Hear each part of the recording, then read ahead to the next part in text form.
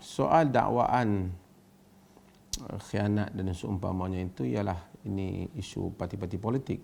Tapi bagi saya Perdana Menteri dalam konteks negara Malaysia ini dilantik oleh Yang di-Pertua Agong. Parti-parti politik, orang politik ini banyak dakwaan mereka yang berbagai-bagai. Kita jika masih ingat dahulu ada pemimpin tertentu yang cuba mengumpulkan sokongan ahli-ahli parlimen untuk menumbangkan kerajaan dalam beberapa tahun yang dulu. Dan hari ini dia juga menyatakan hal apa yang berlaku ini satu khianat, tapi dia juga pernah mencubanya. Ada parti-parti tertentu, ada parti politik tertentu pernah membuat bai'ah sumpah hatta sumpah menceraikan isteri, walaupun itu ada perbahasan soal cerai talak ataupun tidak, saya telah bagi pandangan. Tapi dia juga telah melanggar sumpahnya, janji setianya dengan parti yang mereka duduk, dan mereka memberi alasan kerana itu lebih baik untuk rakyat, dan mereka tak pernah kata itu sebagai satu pengkhianatan.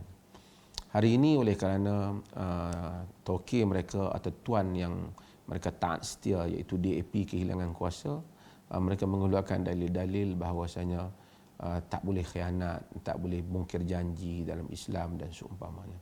Pada musim mereka melanggarnya, mereka memberikan alasan yang berbeza, dan pernah mereka menghantar kepada Perlis untuk mengeluarkan fatwa jatuh ataupun tidak talak isteri mereka dalam bai'ah mereka itu, dan kita telah bagi pandangan. Soal tak jatuh talak pada sisi pandangan sebahagian fuqaha yang kita sebutkan itu satu soal, tapi soal janji itu satu soal.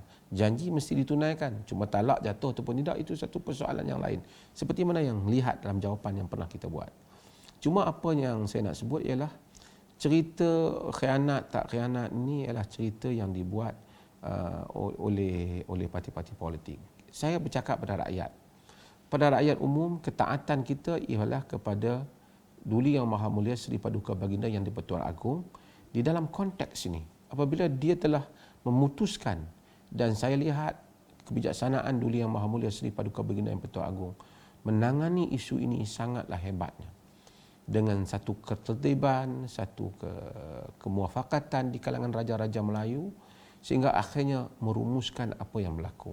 Dan dilantiknya seseorang dengan cara penuh mengikut peraturannya. Bukan adalah rampasan tentera, rampasan kuasa, bukan ada pembunuhan, tetapi melalui mesyuarat, melalui pemilihan yang datang melalui seorang raja setelah mendengar bagi seorang demi seorang. Isu bagaimana parti-parti politik itu menguruskan parti mereka, itu adalah soal mereka.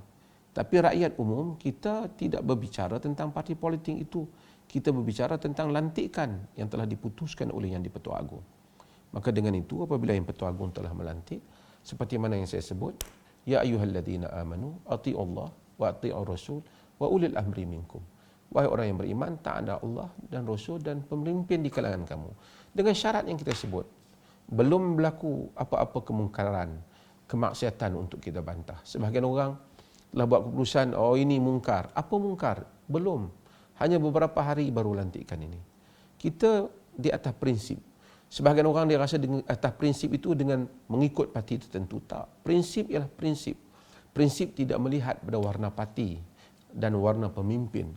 Prinsip melihat kepada prinsip asas. Mentaati pemerintah yang dilantik dengan lantikan yang sah, sehinggalah beliau melakukan sesuatu yang sebaliknya, yang melanggar arahan Allah dan Rasul dan menzalimi dengan kezaliman yang besar yang memusnahkan negara.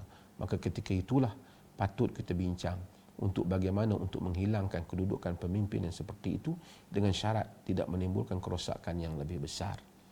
Dalam negara kita ini, saya ingin mengingatkan satu hal yang penting, iaitulah di samping tujuan siasah itu, di samping untuk menegakkan keadilan, menegakkan asas-asas hak rakyat, tapi dalam masa yang sama siasah juga berperanan untuk memelihara kedudukan agama, supaya agama itu tidak dihina dan agama itu tidak dibuang kedudukannya di dalam kehidupan sebuah negara seperti Malaysia.